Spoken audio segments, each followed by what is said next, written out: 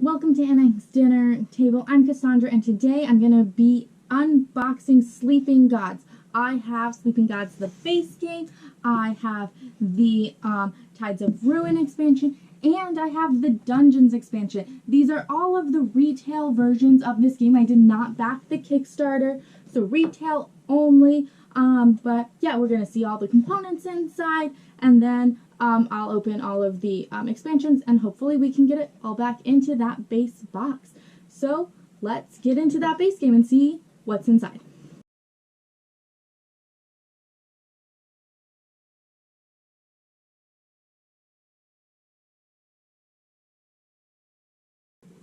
Okay, so this was quite a bit of a heavy box, so I'm expecting a lot of stuff in here. We've got, first and foremost, it looks like our maps, so our different locations.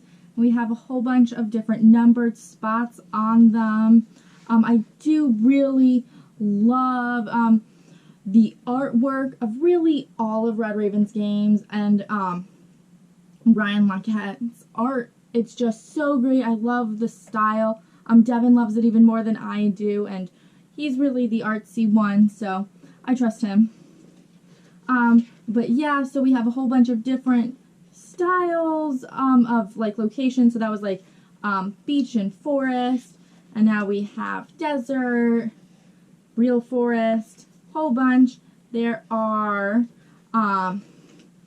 19 different pages in here, so a whole bunch of different types of locations that we are going to be able to really flip through.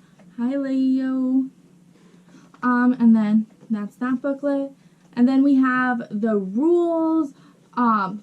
This is a thick rule book. We start on page 1 with the overview and the table of contents, and we move directly into not setup, storing components. So this is definitely going to be something that I at least look at when I go to put everything back into the box. It's really nice that it came with that, because it is, how do I store it all back into the box, especially once I open all of the other expansions for it, and that's really important to me. And then we have components and everything that we're getting. Then we move to setup, basics, the boards, the ability cards, concepts and terms, turn overview. Player turns don't start until page 10. That's kind of a long way into it. And then we have our actions, the end of turn, spending command. So it's a whole bunch. There is a lot of different stuff here. I will say that even though there is a lot of writing, there are quite a few illustrations and pictures to help you, and the text doesn't feel like it's overpowering and like I'm just like, oh my god, there's just so many words. It's big enough font and a nice enough font that I am not looking at it just dreading reading this rule book. Combat, attacks, synergy tokens, end of round. Wow. So yeah, there is just a whole bunch of different things. So it will take you, it seems like, maybe a little bit to get into it. And then campaign and how to log things. Adding, ooh, this is really cool because it is a campaign game. You can add and remove players, and it kind of shows you how to do that if you lose a player during a campaign, or if one of your friends wants to join you midway through a campaign. You don't always need to start from the beginning. And then it does have how to start a new campaign if you decide to start from the beginning with a new person joining, or if you just end a campaign and want to start again. And then some variants, scoring, ability clarifications, achievements, strategy tips. So yeah, it seems like, ooh, I like this. This is one of my favorite things from a game, which is an index. Especially, this is ultimately 40 pages. That is just a whole bunch of pages, especially if I'm like, what do I do at this point? It's always nice to flip to the back, find an index, and go, okay, it's on page 21, instead of having to like manually flip through it all the time and, you know, look through it that way. Yeah. And then it does have some nice icons on the back. That's always nice because I always keep the rule book handy, so it is nice to have it there on the back so everyone can kind of see the iconography and what it means. And then it has a quick start guide, so maybe you can get off the ground without necessarily reading this whole booklet of 40 pages, which is kind of nice. So we've got an introductory scenario, it seems, what to do, how it works. Oh, some nice flavor text for the story, how you use the storybook, some challenges, different combat things and how that's going to work, the shipboard, event cards, and then also with that journey log showing you how to log your campaign as you go, and then a little walkthrough of like things that you can do on your turn and what like a relatively good turn would look like. So yeah, this one much easier it seems to get into, only 12 pages, and really just exactly what it says it seems, a introductory scenario to help you get into it without necessarily like dreading the 40-page rule book. Next is a thick book. So this is the achievement list, token list, and some unlocked cards. So these are just going to be things that you're going to be able to check off as you get them as an achievement list, which is really kind of cool. And then which endings you've done. So if you're like, I always seem to get the same one, you can maybe avoid that. And then this just looks like a quick start kind of page to keep around, have, you know, maybe people read this a little bit, or just to keep like on the table if someone gets confused or is like, I don't remember what to do. Instead of like giving them the 40-page rulebook, you can just give them this sheet. It is double-sided, and I will say this text is quite small because it feels like it's going to be like bullet points of that 40-page rulebook all in 2 pages. So, but still a nice little thing to have on the table. And then this is the storybook. So I'm not going to go too far into it just because you want to discover it for your own. I want to discover it for my own. But it seems like we've got, it's a massive book, like, thing is massive. A total of 172 pages. Just full of this stuff. But yeah, and it seems like it is a little different than maybe some of his other ones that have the storybook, because it seems like there's a 1.1. So like if you're continuing through things and going through the story, it's not like one option or the other. They kind of like pair off, and you can go from 1 to 1.1 to 1.4. I'm not sure yet, but that seems kind of cool and would be really awesome if they were able to incorporate those types of things. But yeah, so massive storybook. Then we have the journey log. So this is to save your game as you continue a campaign if you can't do it all in one night, because that would be a really long night. So whole bunch of different parts. They did give you quite a few of these, and they're all the same. So you can get through, oh my god, this probably has to be at least 30 pages, and that's a lot. And then on the back of it is the map. So, yeah.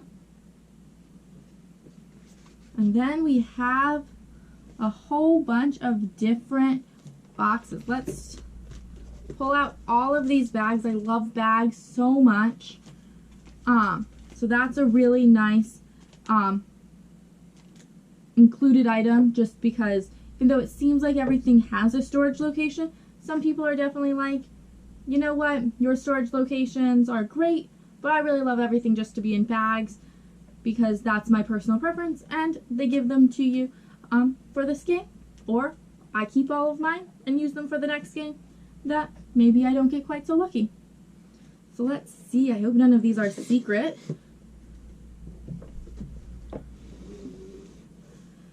So I think I saw that they're magnetic. Let me figure out how to open them. Yep, magnets.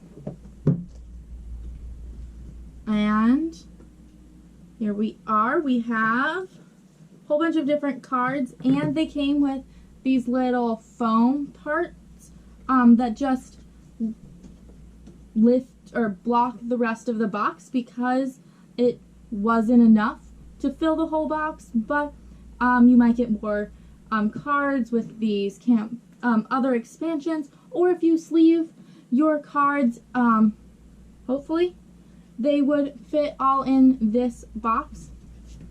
Let's see, these seem like they are quest cards because they all say quest, and we have different numbers, 46, 1. Let's start with this one because it says 1, and I like to start at the beginning. Sometimes I hate these things. I feel like they're supposed to make my life easier, the little pull tabs, but often I don't feel like they really do. Yeah, so a whole bunch of different quests. So I really like how it looks. It's interesting because you read them this way, but the picture is definitely meant to be kind of look like this way, but still, I like it. It's interesting, it's different. And then raids on Last Hope.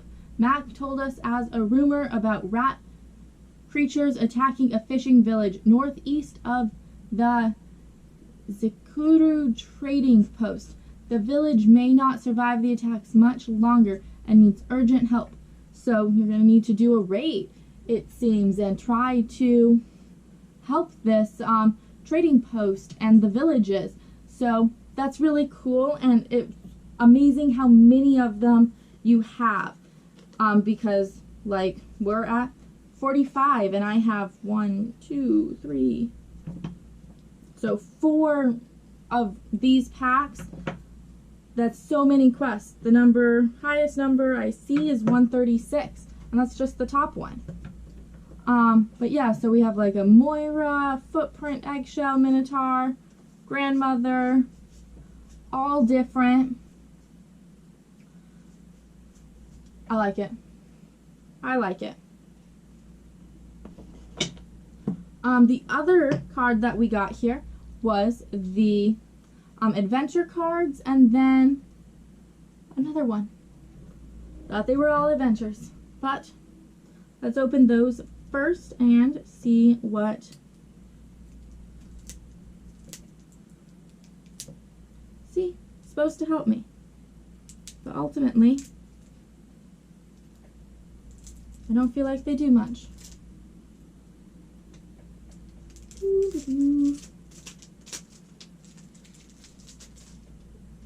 Okay, again, just love this art. It has that wonderful juxtaposition where you read it this way, but the picture goes the other way.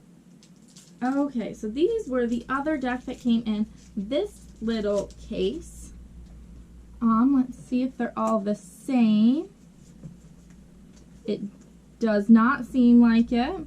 Seems like we have three different ones. They're very similar. They have the background that matches the game box with this ribbon in it, and then just the center icon changes. And it seems like they're landscape based, maybe. This one's like a deserty rock thing, and then we have this ocean wave, and then this lightning bolt. So we have Timber Traders, which is the name of the card. A huge barge loaded with timber approaches. What's happening? And then what you can do. Yeah, it seems like they're all going to be fairly similar to that. You have some nice, like, flavor-ish text, story text, I think would be really what it would be. And then seems like a lot of them might have fail conditions, so that's interesting. Ooh, or, so you get to choose what you're gonna do. That's nice. But yeah, so those are cool. Let me sort of-ish put them away. Ultimately, I will open them all up when I pack the game away, so I can show you how it fits with everything open. But for now, this box is done. Let's look at the other ones. So this one is not magnetic, it is just cardboard. It's got some nice, I don't even know what this is. It kind of looks like a fish spouting air that could maybe be water. I don't know. I do not know. In here, let's see what we have though. Okay, we have some tokens. We have, oh, a cool little ship. And a couple other cards. Ooh, dropping things. So let's look at the ship first, because that's the easiest thing to break into. So, it's just a ship. It's very long, and I only got one of them, so it seems like it's going to be our ship that we're sharing. It does have some nice little grooves here. I'm not sure if you can see them completely, but they're like little rivets. The very nice detail there. And then we've got like the little steam chimney thing, and even on top it's not just flat, it's got some detail, like those are hatches and things like that. It's a very nice boat, very long, bigger than I would have anticipated it being in terms of just a ship on the sea. Feels like it's massive, but I don't know, I don't do much sailing or riding of boats, so I could be 100% wrong. And then we have some other tokens here. It seems like these ones might be wound tokens. They're red and they are kind of drop-like, as if drops of blood for your wounds. Don't want too many of those. And then we have these blue ones, which, oh my goodness, these Ziploc bags, kind of hard to open. Are hexagons. They're really like thick hexagons, which is really nice. You know, they just feel a little nicer, sturdier when you pick them up. And yeah, all the components seem to be wood, so that's nice. It's a little bit of a step up from plastic. And then we have some just regular basic red cubes and some 4 gray cubes that are of larger size, and a person, a little meeple. Let's pull out one of each of those. Well, I guess there's only one person, one little meeple. So we have our 4 gray cubes, and then we had a bunch of these little red ones, we had like 10. And then our little person meeple. So those were the things, the cubes that came. Let me put them back so I don't lose them. And then we can look at what went in these decks. What's going to be in the decks? Am I the only one that struggles with these little tabs? Feel feel like they should be so much more helpful. And that maybe I'm just doing it wrong. Let me know. Okay. So we've got this like jungle feeling in the art. And then these ones have this blue-ish teal droplet on them. And it actually seems like this whole deck is that droplet. On it we have those hexagon cubes, and then we have what it's called. So this one's triage. Each time fatigue is removed from this crew member, restore 1 health to another crew member. So that's really nice. Then we have 5 of that same symbol that was on the front with those droplets of that bluish teal color tree. And so we have a couple different iconographies here, because we have the anchor, a fox, an eyeball, big armor, strong armor man. So those look like those are the main ones. Oh, and then we have some tools. Only seem to have one of those. So yeah, you can look a little closer at them. It also seems like a couple of them had a little bit different art on the front. So this is the standard, the bluer one, but then there were these ones that were more sky-like.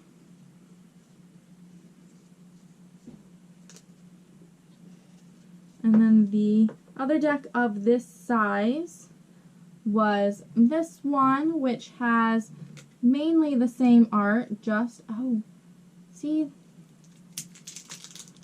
that would work so much better. Maybe I am just doing it wrong, but with this, like, piece of papyrus paper instead. And, oh, but not this whole one. This one's lying to me. So, yeah, looks like we just have a couple more of the other ones. So these ones are spares maybe, or maybe you can make your own. That's cool. But yeah. So a couple more to add to this deck over here. So then the paper one, these look like maybe they're people. So still have the maybe the character's name and then what they're doing. So this one's watchful. You may draw an extra search token when you use the deck. Ignore the damage on the token, if any. And then it has how many? So 4 paper. And we have a couple different ones. And again, they have some different backgrounds here. These ones all seem to have quite a bit different. And it seems like these might have a couple of the same people. Let's see, so Captain Endurance. No, so not quite the same. They just looked a little, oh no. Captain, plan ahead. So maybe you get to choose different decks, and different things through the deck. Not sure. I'm intrigued now.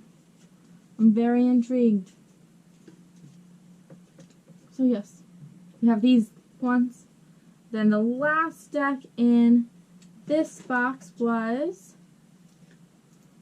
this one.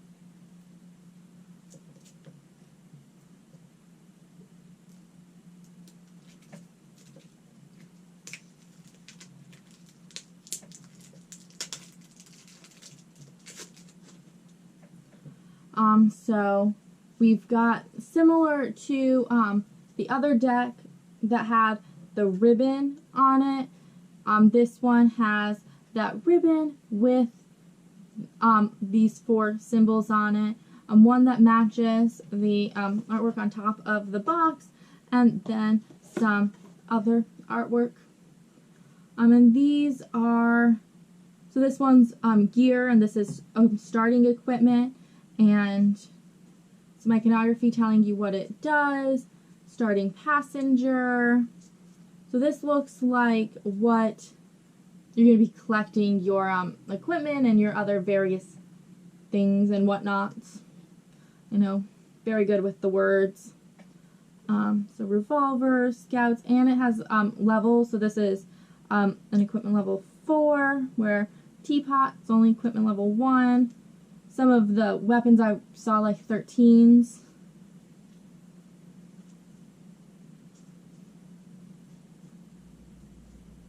Yeah, so equipment. So that was this wonderful little tuck box.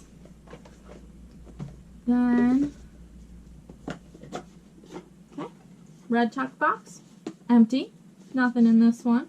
Super simple to show it to you and open it. Let's see, yeah, this one has a little bit of something in it.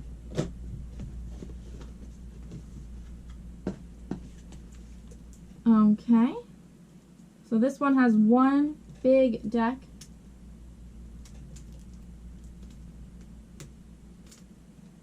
These also seem like they are numbered. I love this color scheme. This is like my color scheme. 1 through 78. And this is the Consulaire. I'm not going to be able to tell you anything about it. These feel like they might be monsters or foes that we're going to need to ultimately defeat, because they've got arms and legs and bodies and heads. Seems like that's the makeup of a person. So I'm not sure. I love this art, though it's a little bit creepier than I'm normally used to his art being, but still. So yeah, these feel like foes that you will need to defeat. And it seems like there's different levels of them. So this is a level 3, 1, a level 3, 2, and a level 4, 3. Or maybe it's 1, 2, 3, level 3, level 3, level 4. But regardless, you can see that there are changes. Let's look at these two. So this is a head, and the head's over here, and that's a separate head, and legs, and this one doesn't have any legs. Yeah. It's like our monsters and other various foes in this one. Boom. And then we have another small tuck box, and this is used quests. So once you use them, it seems like they'll go in here, and maybe you won't ever use them again, or maybe just not for this campaign. I wanted to show you that it was truly empty, but I'm having a hard time opening this little tuck box, and I don't want to rip it. Okay, I will spend time on that, but I promise you, it's empty. Let's see what else. We had an extra foam. I wish I had paid more attention to know where this was, because I assume it was to prevent movement, and I might need it again. We will see. And then we have punch boards, mini punch boards. So this one pops off real nicely, but did survive the journey, which is nice, because some of the ones that are really easy to pop like this, you'll find them like scattered over the bottom as they've popped during transit, but no, not these ones. So we have the ship itself, and it says like what your actions can be, one, then your event, and then your 2 actions. So this is like your turn as you're going through it. First you do the ship action, then you do your event, and then you do your 2 actions. So it's nice that it put it there on, it seems like maybe the main board, so you can remember. And then we have these little coin-like gem things that we have. And, so we do have different backs throw it out here, flip it around. So this is for 1 to 2 players, where the other side was for 3 to 4. And it looks very similar. You have your ship, you have your what you should do, your events, and then you have your 2 actions. Seems like the ship's just got a couple fewer places for you to be.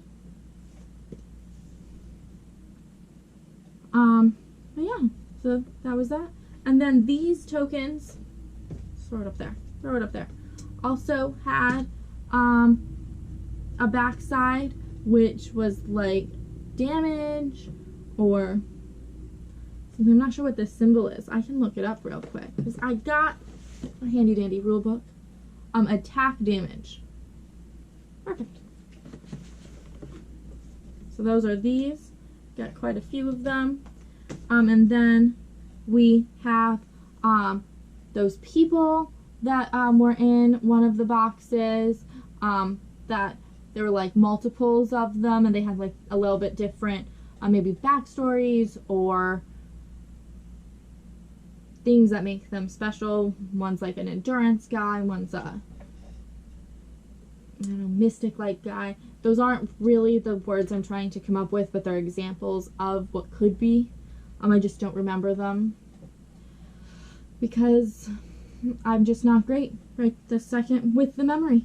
And then we do have the resources. We have some meat, we have some grain, we have some carrots, wood, some bad things, so you're weakened, you have some venom, low morale. And then these, which these have no different back, so these could be like currency type things acting as gold. Then we have a big one, which maybe is worth more.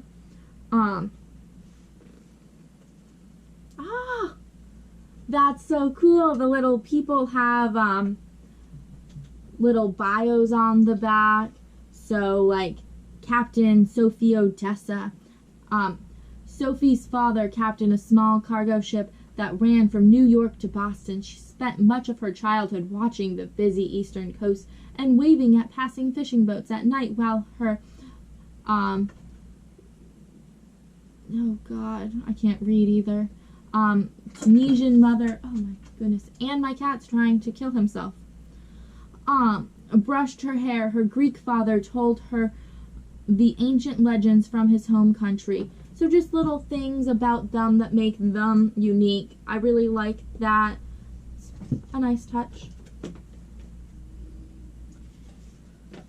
And then we just have more of those different people and the gold things and those bad things and the resources. I'm not going to say them again because we know what they are. And then here we've got a couple more. We've got wound tokens that are cardboard that are worth 5. Hopefully we don't have to use those too much. And then some bigger resource-like things here that seem like they're multiples instead of just one. We have some other miscellaneous tokens where your port is, some special restorative potion, some underground or underwater people. It's a person underwater in the suit. Yeah, various ones. A, B, C, D, E, F, G, H. A, B, C, D, E, F, G, H. Yes, H is the last one. And then some tokens for whoever your person that you decided to be or to captain is. Okay. That is everything. Yeah, so I'm actually just gonna push all of that to the side for me to deal with at a little bit of a later time.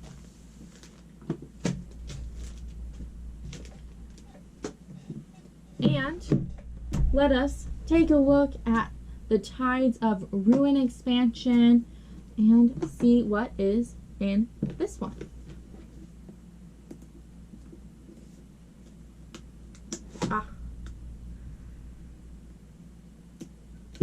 I'm always thinking, Cassandra, you need to bring a knife or some scissors or something to help you with this. And I never do. But it is okay. I have succeeded-ish. Succeeded-ish. So this is a much smaller box, which gives me some pretty good hope that it will ultimately fit into the base game. Let's see. We got an extra bag. Throw it with the rest of them. Okay. So we'll start here. This looks like a couple more monster foes. I feel like I want to call them all monsters, but then I'm like, some of them are people or used to be people, and that's kind of mean. Like these poor zombies. Did they want to be turned into zombies, or was that forced upon them? Should I really call them monsters? Maybe I'm thinking too much about it. So yeah, follows a similar thing. These ones, we have 2 of each instead of, I feel like in the base game there were 3, but there were 3 of these. So, a couple different ones. Aw, the crying death and the laughing death, and they have the feeder faces. Where one's going down and one's going up. Oh, I like this one. So, yeah, different villain foes. We have some more places to go. So it looks like this is just almost like a continuation of the other book, starting on page 22. And just goes on. Would have been really cool. Not sure how they would have done it because it would need a different binding. But if there was a way to try to like combine it, because seems like it's supposed to be a continuation of the same book, that they could have like made it into one actual book. But I don't think there's actually a real way to do that. It just would have been really awesome. Same with this one, because this is more stories. And, you know, I want a lot. Not really. So it seems like this comes with a new type of mode in order to play them, or play this, which is arcade mode. And let me see, I think on the previous page it actually told me what that mode is. Is a new way of play. Instead of reading through the storybook and playing an entire campaign, your goal is to survive a journey randomly generated through special arcade mode turns. So yeah, that seems pretty cool. I love it when they create different ways in order to play the game, because though I love campaigns, you know, not everyone has time for a campaign or is able to dedicate coming back multiple times over and over again with a campaign. I'm going on vacation next week with my family, and I'm only going to be gone for 7 days, and we want to play a whole bunch of different games, including this one. So arcade mode might be really nice for us instead of, you know, getting halfway through a campaign and then we never come back to it because we're not going to all be together for another year, maybe 2. And so I like it. I like it. And as it said, pages 4 through 7 is the thing. So we have setup, new concepts that come with this, the new turn structure, excuse me, and ending the game, and then how you get your score. Other than that, this one's R1, 2, etc. for ruins, I would think. Boom. And then we got some more adventure cards. We got some more quest cards. Arcade mode cards. These ones are going to be important. I will open these ones up. And then those lightning ones, and they were all in the big, nice, magnetic tuck box. More of those. Don't think we need to open them right this second because we know what they look like. But I will open these arcade ones because it's a new mode. Maybe they're special. Maybe they're special. They're different.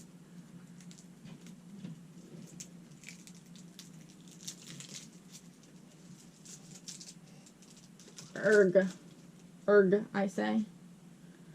Okay. I like to look at the first one, which is always on the bottom. Oh, I don't like to look at the first one. No, it's fine. So it seems like we have two different types here. That is because these don't belong there. These are more of this deck. So we have still two different types here. We have this, which is, I don't know. I actually can't tell you anything about it other than it's this. So we have a crate, which might be like our resources. We have those hexagon tokens. This looks like a port symbol because it caught like a plank. Not a plank because that goes into the ocean from the boat, but the thing that the boat sits attached to when it's at port and you tie a rope to it. You know, that thing. And yeah, and we have a whole bunch of different ones and they're all a little bit different. So maybe you randomly choose one and then that's your stuff. Maybe not.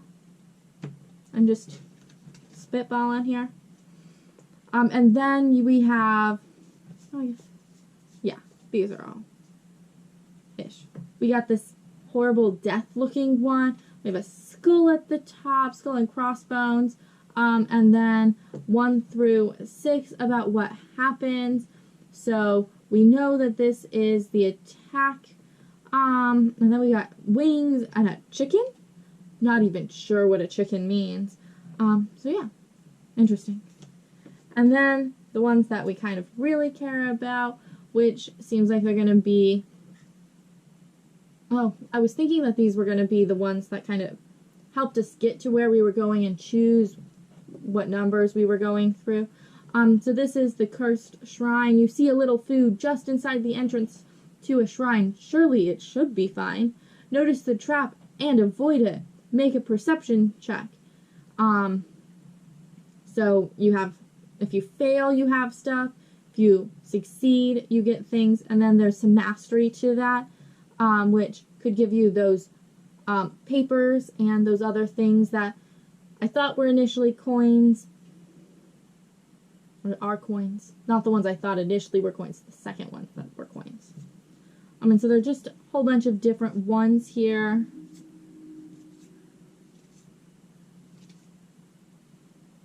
Enemies. Enemies. That's such a good word. I was like, what are they? They're monsters. They're foes. Foes is kind of a synonym.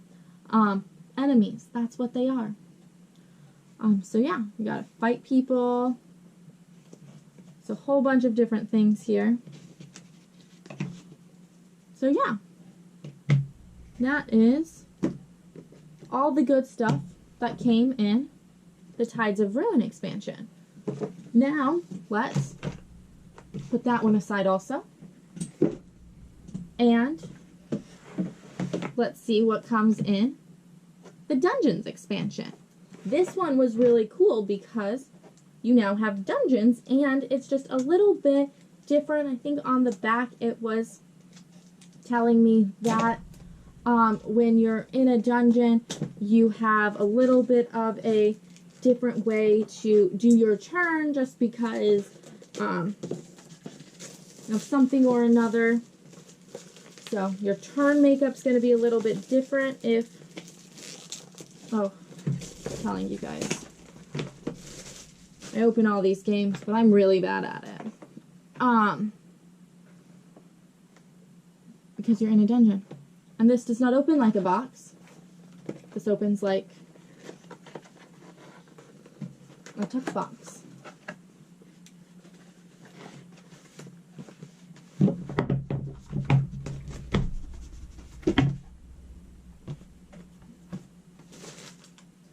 Okay. So we have a couple different things here. We got a little standee to hold some like a single cardboard piece, and then we have our different dungeons, and I think they are double-sided. Yep. So we have 6 different ones on 3 pages. I love the different colors for each of them. They're just very distinct in and of themselves. And then we have some more adventure cards. 136. Oh my goodness, we have so many of these. Oh, but these ones have different. We'll look at these ones. These ones seem like they might be a little different. Remember back when we saw those first adventure ones? I don't, so I'm actually going to pull one out and see if they are the same or if I am just going crazy. Because, so no, these ones fit right in. And then I bet these quest cards. Ooh, no, I was wrong. That's exciting. So these look like these are cards specifically for the dungeon expansion. I haven't seen them before, but they're really cool, and these were the ones that I thought were different because there's a 1 and a 2. So this one, Blatherine Water Torture. Steady drips of water prevent you from building a fire. 1. Return 4 or 5 used command to the supply. For a 1 to 2 player game or a 3 to 4 player game with that or. Then gain the same amount of command. You may not, or 2, you may not build a fire at this time. So that's really cool that you can make those decisions and choose. I really love choices in campaigns just because I feel like that's a great way to add replayability and different things like that, because it's up to me, and I, as Cassandra, will make a different choice depending on who I'm playing and how I'm playing, but also then maybe Devin will make, because we're just different people, and I really love that that lets you do that instead of, you know, where I do this and I roll this so I go here, or, you know, it just is a linear path. One leads to the other, leads to the other, leads to the other, and then you end up at the end. Nothing wrong with them, but I love these also. Maybe more. Let me put this back. Other things that we have. So we have a punch board. So it looks like we have a couple more resources. Bombs, elixirs, and then they let you do different things. So sausage, you get to remove 3 fatigue, dried herbs, you gain 2 commands.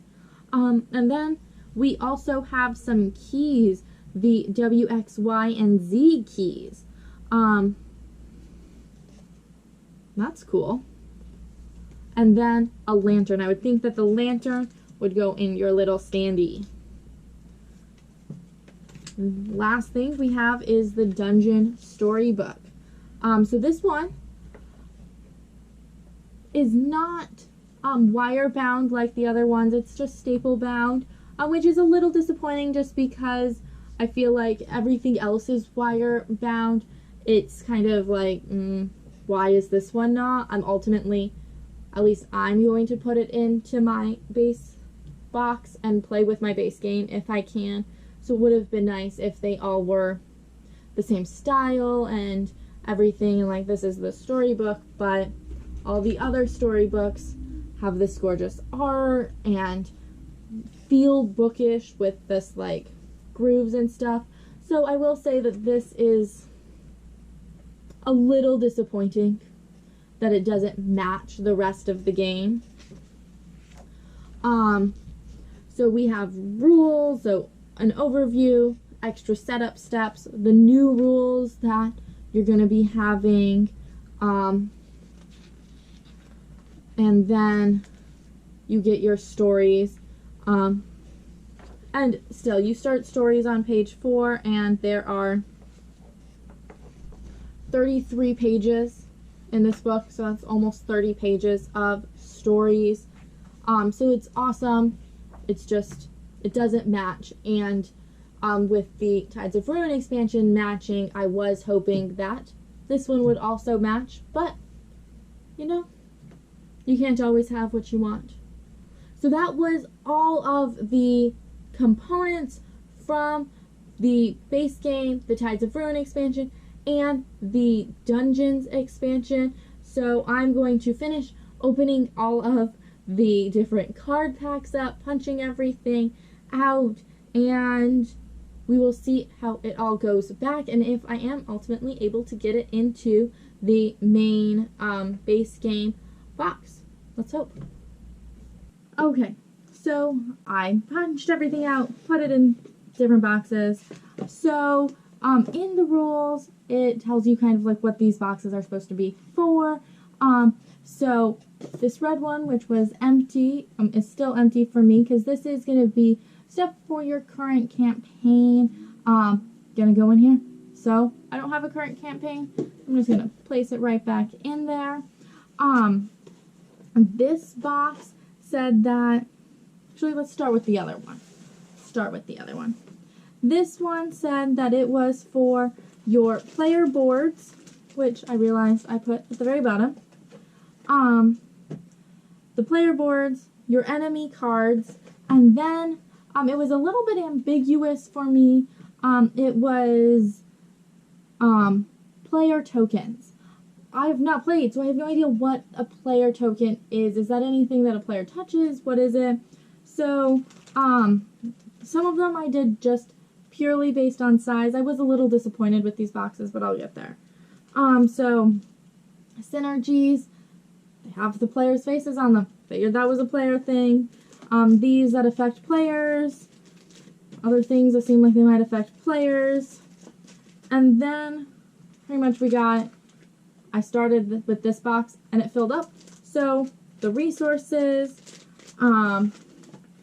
the coins, the dungeon expansion resource ones, and the dungeon expansion keys, and lantern with its little base went in there, and I was able to tuck it, close it, and set it in here, and it fits all nicely. This one was for pretty much the 2 decks of cards that were in here, or 3, so the ability cards, the level cards, and the like market cards, I think they were called, and then it was like all other things. So I started with things that were already in here. So the cubes, the ship, the damage, the commands, all those things. And then all these miscellaneous pieces, the punch outs. So the port, the egg, the diver, all of those ones. I just threw in one bag because I don't know what they're for yet. Threw that in here. These search tokens, the 5 wounds, because they're already with the wounds. I feel like they kind of need to be together. And then these various letters. And that pretty much, I probably could have fit some more in here, but I pretty much filled it up. I wanted to talk about why I was a little bit disappointed with these boxes. I know it is because it all wants to fit gorgeously in here, but things were so close.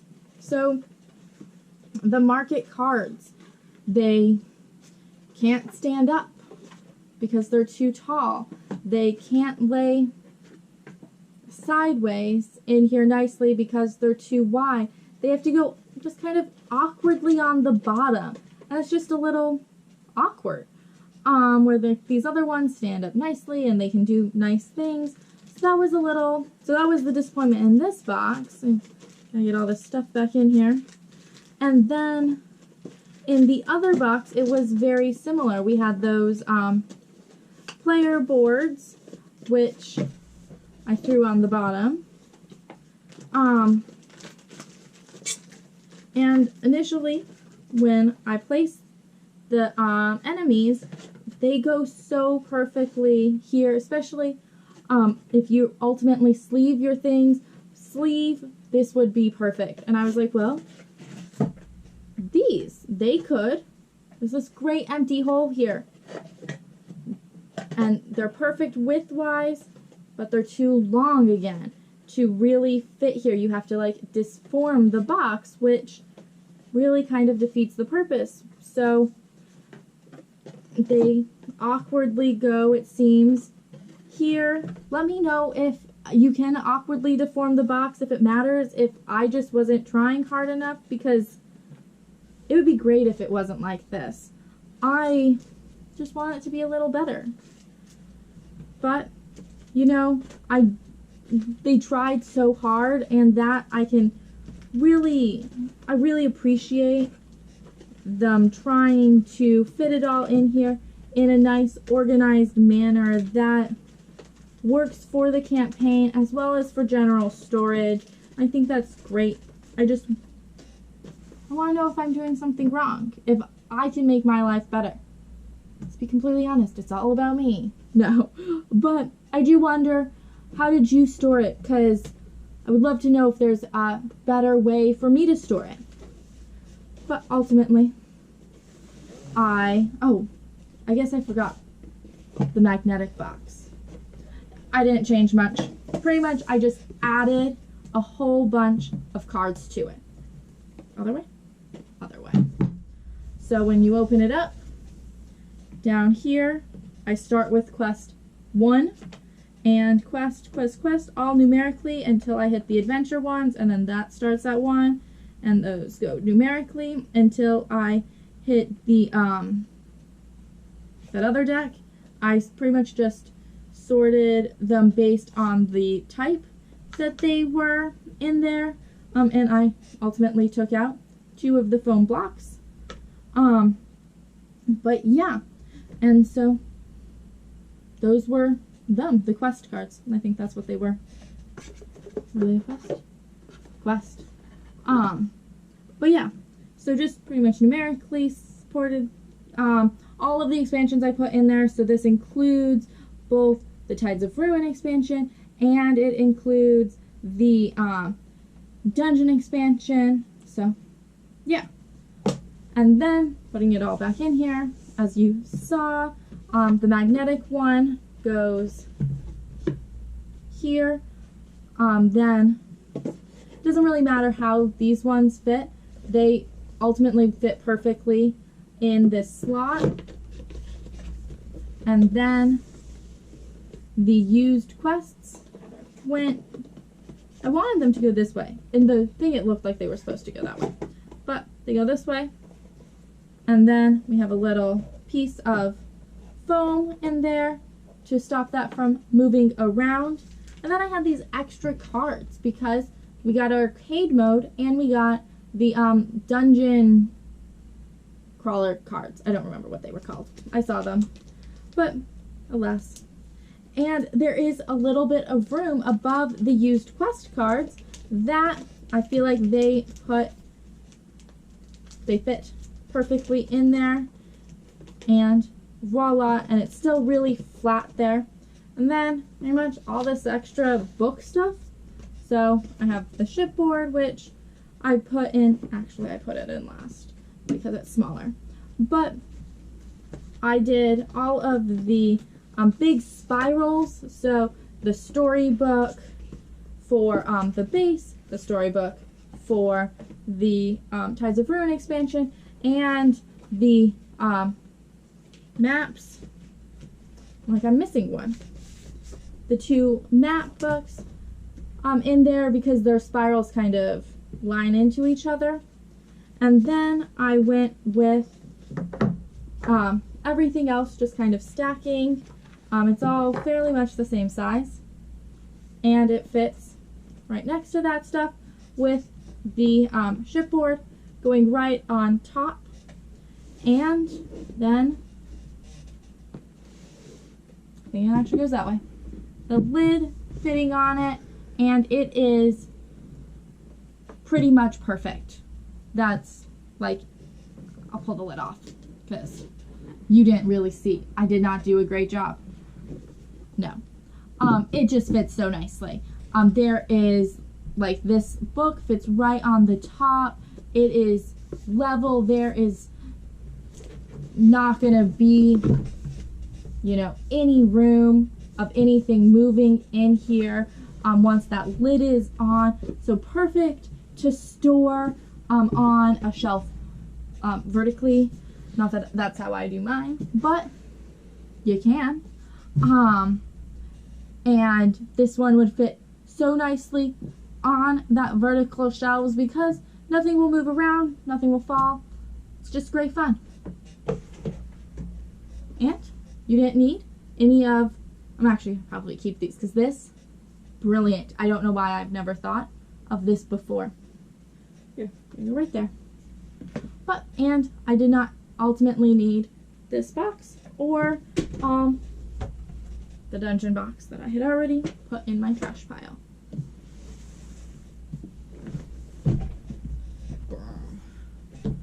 So that was what was in the box of Sleeping Gods and the Tides of Ruin expansion and the dungeon expansion, all ultimately fitting back into the base game box.